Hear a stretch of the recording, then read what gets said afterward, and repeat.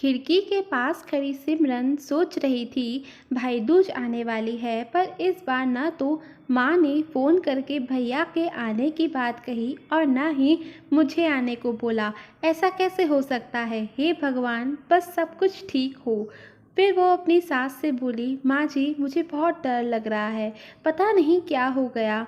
Mummy मुझे कैसे भूल गई इस बार। सास ने इजाज़त देते हुए कहा, कोई बात नहीं बेटा, तुम एक बार खुद जाकर देख आओ। सास की आज्ञा मिलने भर की देर थी कि सिमरन अपने पति के साथ मायके आ पहुंची, परंतु इस बार घर के अंदर कदम रखते ही उसे सब कुछ बदला हुआ सा महसूस हुआ।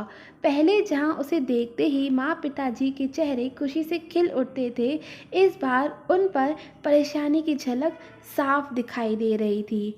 पहले भाभी उसे देखते ही दौड़ी चली आती और प्यार से गले लगा लेती थी, पर इस बार दूर से ही एक हल्की सी मुस्कान दे दी। भैया भी ज़्यादा खुश नहीं दिखे।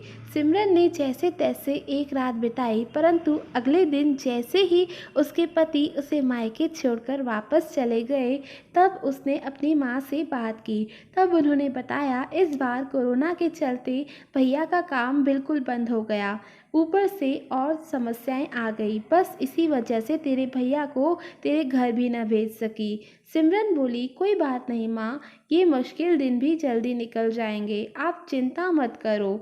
शाम को भैया भाभी आपस में बात कर रहे थे, जो कि सिमरन ने सुन ली।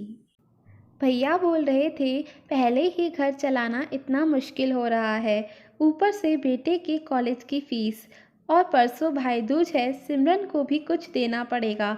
भाभी बोली, कोई बात नहीं, आप चिंता न करें, ये मेरी चूड़ियाँ बहुत पुरानी हो गई हैं, इन्हें बेचकर जो पैसे आएंगे उससे सिमरन दीदी को त्योहार पर कुछ दे देंगे और कॉलेज की फ़ीस भी भर देंगे। सिमरन को यह सब बातें सुनकर बहुत बुरा लगा। भैया भाभी ये क्या बातें कर रहे हैं? क्या मैं यहाँ उनको तंग करके कुछ लेने के लिए आती हूँ? वह अपने कमरे में आ गई। तभी उसे याद आया कि शादी से कुछ समय पहले जब वह नौकरी करती थी, तो उसने बड़े शौक से अपनी पहली तनख्वाह लाकर अपने पापा को दी थी।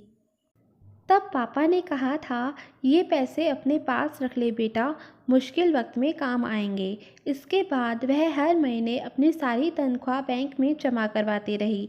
शादी के बाद जब भी मायके आई, तो माँ ने उसे पैसे निकलवाने को कहा, पर सिमरन हर बार यह कह देती कि अभी मुझे ज़रूरत नहीं।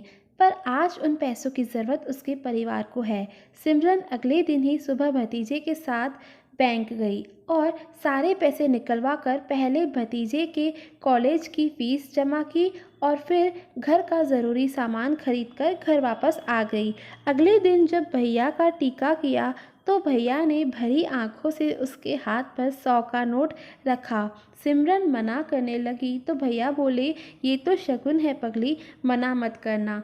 सिमरन बोली, भैया बेटियां मायके शगुन के नाम पर कुछ लेने नहीं, बल्कि अपने माँ बाप की अच्छी सेहत की कामना करने, भैया भाभी को माँ बाप की सेवा करते देख ढेरों दुआएं देने और बड़े होते भतीजे भतीजियों की नज़र उतारने आती हैं।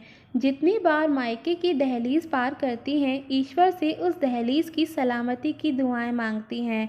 जब मुझे देख माँ पापा के चेहरे पर रौनक आ जाती है, भाभी मुझे दौड़कर गले लगाती हैं, आप लाड लड़ाते हो, मुझे मेरा वही शगुन मिल जाता है। फिर अगले दिन सिमरन ने मायके से विदा लेकर ससुराल जाने के लिए जैसे ही दहलीज पार करने के लिए कदम रखा कि भैया का फ़ोन बज उठा। उन्हें अपने व्यापार के लिए बहुत बड़ा ऑर्डर मिला था। वे सोचने लगे, सचमुच बहन बेटियां मायके कुछ लेने नहीं, बल्कि अपनी बेशकीमती दुआएं देने आती हैं। जब वे दहलीज पार कर अंदर आती हैं, तो बरकत भी अपने आप ही भीतर चली आती है। हर बहन बेटी की दिल की तमन्ना होती है कि उसका मायका हमेशा खुशहाल रहे और तरक्की करे। मायके की खुशहाली देख उसके अंदर एक अलग सी ताकत भर जाती है, जिससे उसके अपने जीवन में आने वाली मुश्किलों का वो डट कर सामना कर पाती है। सिमरन के भैया की आंखों में खुशी के आंसू थे। दोस्तों आपको आज की कहानी कैसी लगी नीचे कमेंट बॉक्स में कमेंट करके ज़रूर बताइएगा और मेरे चैनल को सब्सक्राइब करना बिल्कुल भी मत भूलिएगा। Thank you for watching.